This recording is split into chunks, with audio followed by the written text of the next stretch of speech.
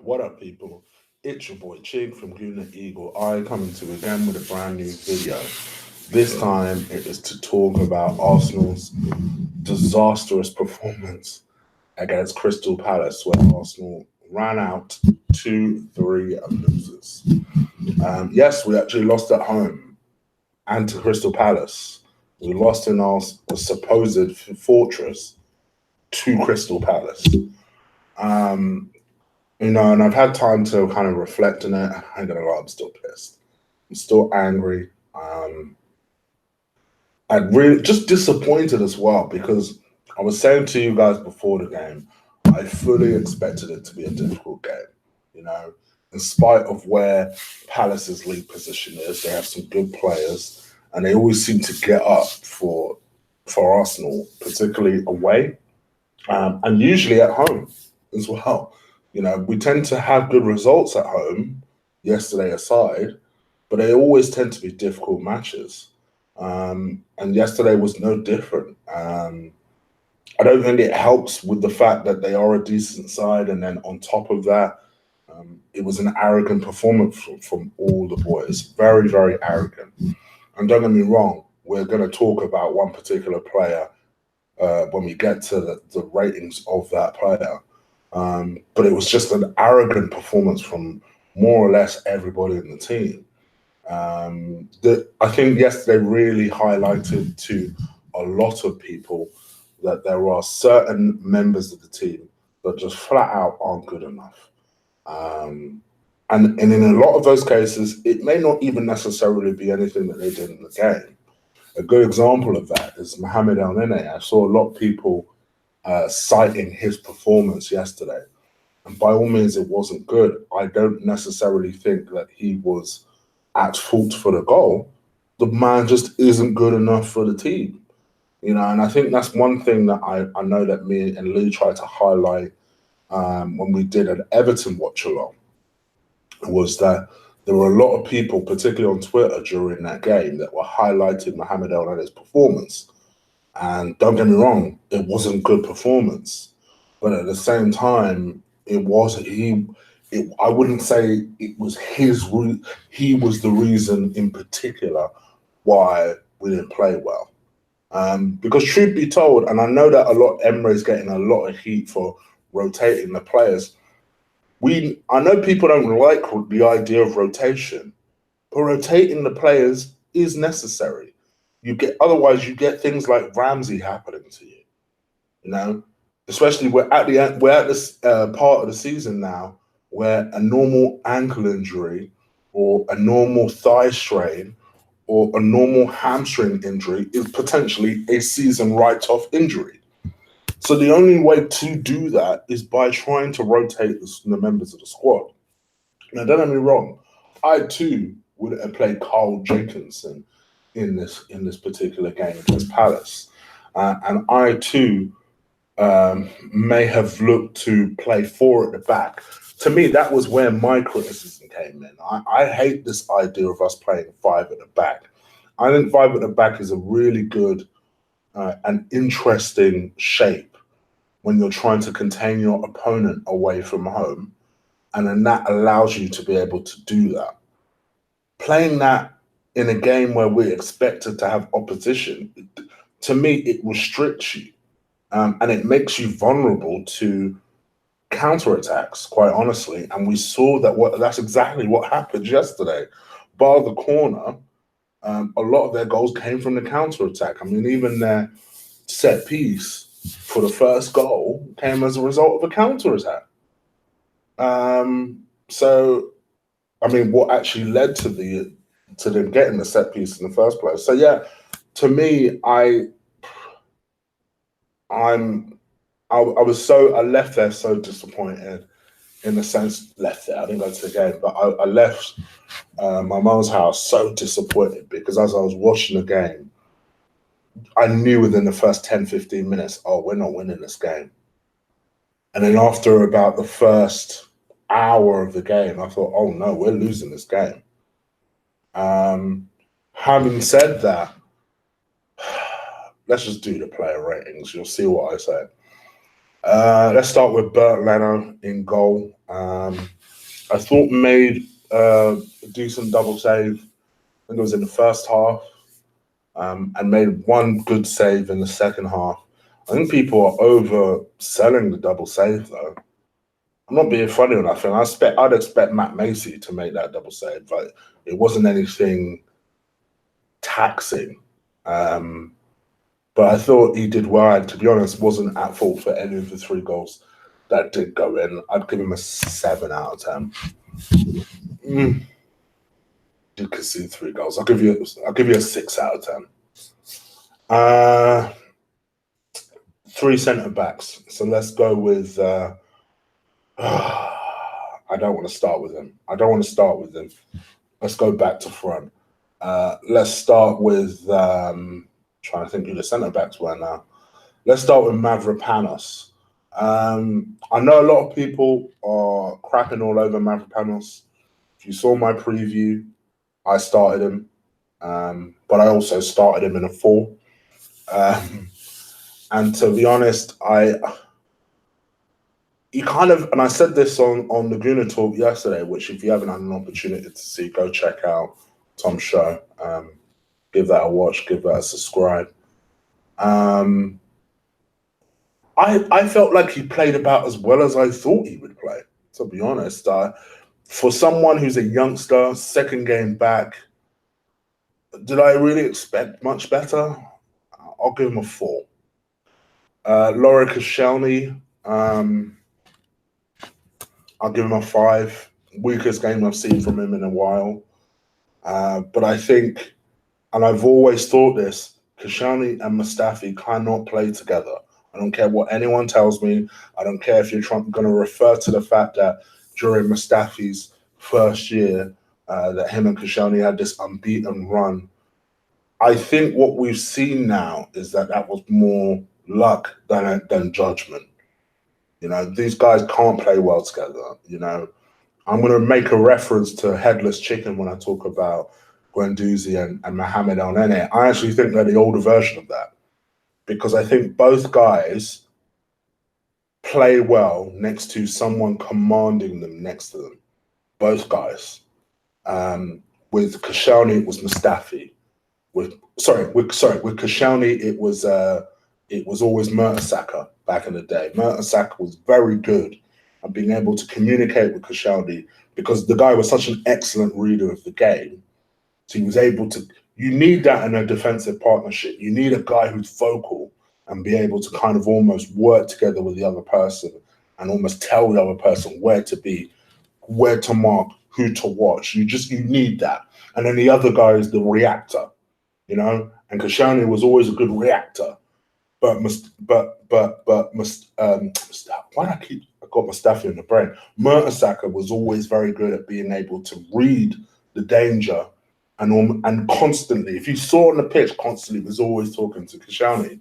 In Mustafi's case, I think he's played the best football when Socrates has been next to him, because Socrates is the guy who reads the danger pretty well and is actually a very good tactician on the pitch.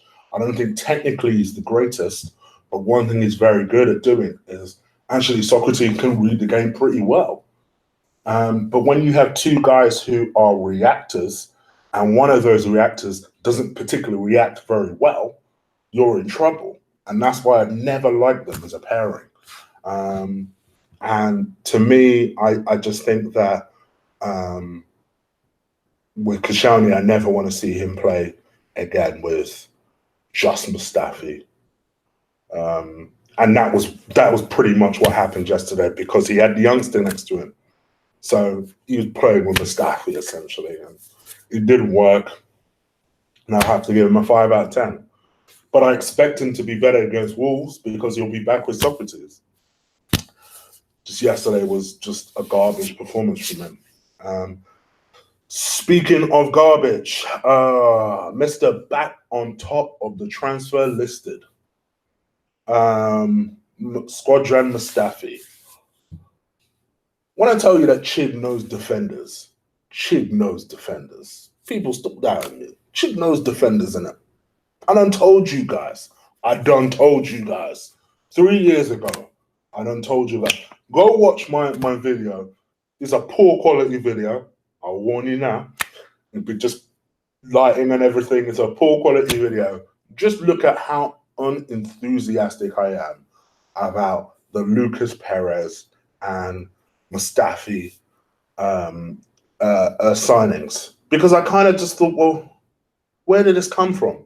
And I remember right before we bought Mustafi, it was like a week before, we were initially being quoted 26 million, and then from nowhere it just shot up to 35 million. And in my mind, I was like, are you that good? And I was arguing this point on the Gooner talk, because, you know, we bought Mustafi from the same Valencia side that got Gary Neville sacked. And they were saying, yeah, but they didn't get too many beatings and this, that, and other. And I thought, all right, I don't want to argue on somebody's show where I've literally just made my second appearance on the show. It was like, not too many beatings. I remember Valencia right before Gary Neville got sacked, lost 5-1. That sounds like a beating to me.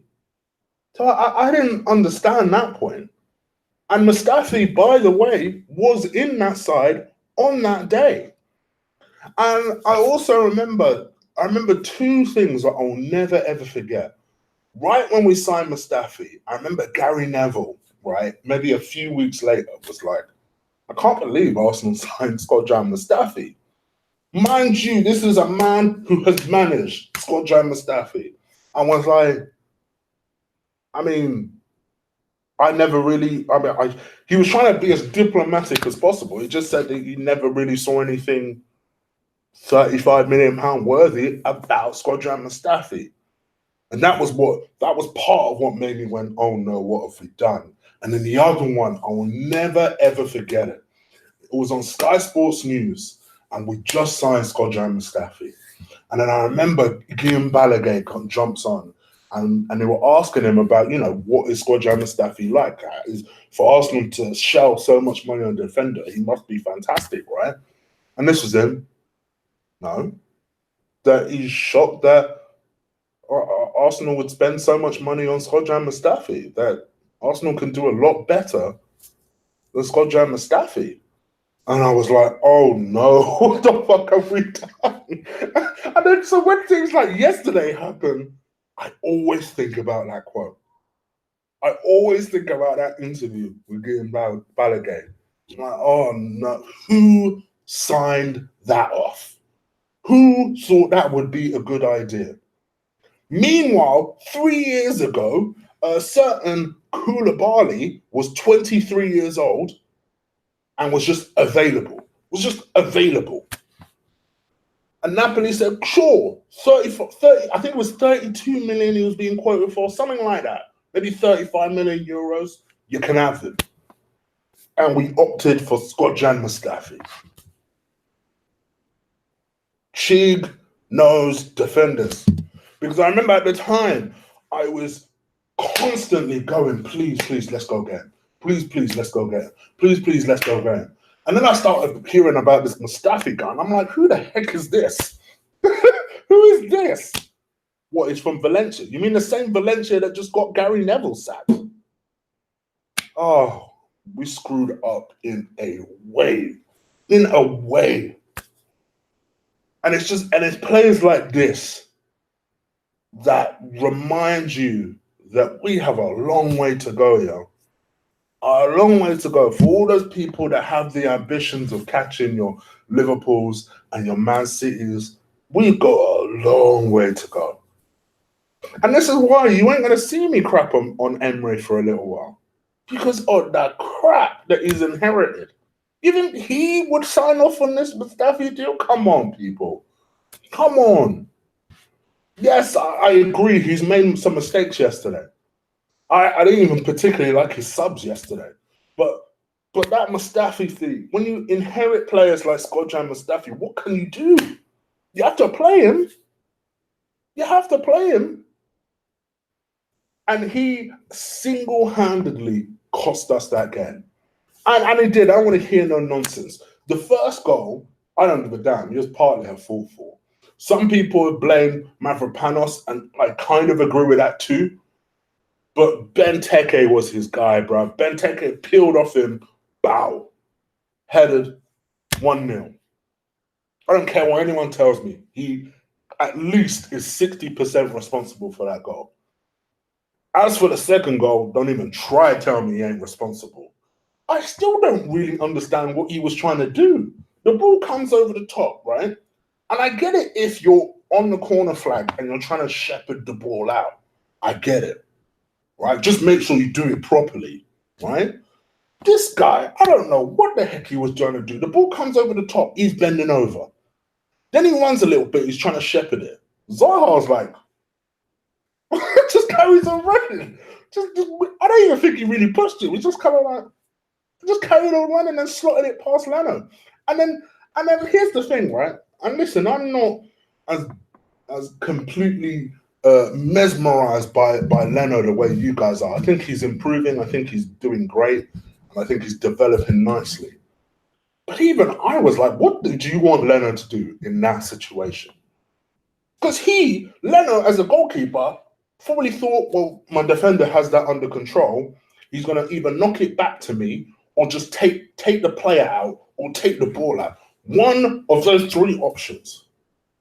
What did you want Leno to do?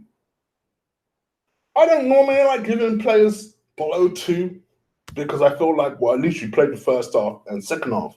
I actually think it would have been more beneficial if Mustafi hadn't played this game. 0 out of 10. 0 out of 10. It would have been more beneficial to us. My gosh, that was poor. Oh. Random. Okay, so that's that. Let's go to Mohamed El Nene. Now, let me reiterate because people are hard of hearing. Just because I defended Mohamed El Nene a little bit, please don't think by any means I think he's a good player. I don't think he's a good player. Not even a little bit. But he's not good enough. And yeah, it just kind of makes you think to yourself, at this point, we need to stop playing him just to make sure that we can get rid of him come the end of the summer. Because even Leicester must be looking at him like thinking, oh gosh, do we need him that badly? Having said that, I still stand by my original statement. I don't think he was the reason we lost the game. I just think he isn't a good player. He's a bit of a headless chicken. It's just a bit of a nothing player. You know, I wouldn't even necessarily say he's so bad he makes loads of mistakes because he takes chances. No, he's just a bad player. It's just sideways, backwards from him. There's nothing inspiring about him. He doesn't have a good shot. He's not particularly strong. At least with Coquelin, he was combative. He doesn't have that. He's just a nut. He is the £5 million player we bought. That's what he is. I initially was going to give him a 3. I'll give him a 2 out of 10. Guendouzi. Yeah, I didn't think it was a good game from him. I'll be honest. I'll give him a 3 out of 10. Just 2 headless chickens in the middle. 3 out of 10. Mesut Ozil, I actually thought was our best player. I really did. I don't often say that. I thought he was our best player. I thought he tried to make things happen. There were a couple of times he got on the ball and fed some chances for Aubameyang, and it either didn't quite reach him or, you know, when Aubameyang got it, he messed it up, or he did try. I'll give it to him. He tried. He really did try to create something.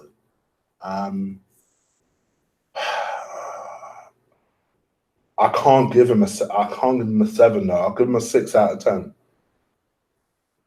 I thought the other person who was potentially being considered for best player, best Arsenal. I'm going to say man of the match. We lost the damn game, but best Arsenal player was Lacazette. I thought Lacazette really did try, put himself about, tried to run down the channels. Was really at one point he was trying to help Jenkinson out as much as, oh my gosh, I completely forgot about Jenkinson and Kolasinac. I'll come back to them. Yeah, so Kolasinac, Monreal. I'll come back to them. Yeah, for me, I'm gonna say I'm trying to think. I'll say 6 out of 10 for Lacazette. I thought he put himself about nicely. For Aubameyang, however, I thought the goal was nice. The goal was him that started that move, and yeah, it was a bit lucky it fell back in his path, but I thought he took it well. Other than that, 4 out of 10. I'm gonna be honest, 4 out of 10. And let me go back to the defenders. Jenkinson, 2 out of 10. Yeah, it's done now, bro. I don't particularly want to see you on an Arsenal shirt. I got respect for you as just an Arsenal fan. That's about it. 2 out of 10. Monreal, 4 out of 10. 4. Let's go with the substitutes. Ainsley Maitland-Niles, I thought came on and actually made a good difference.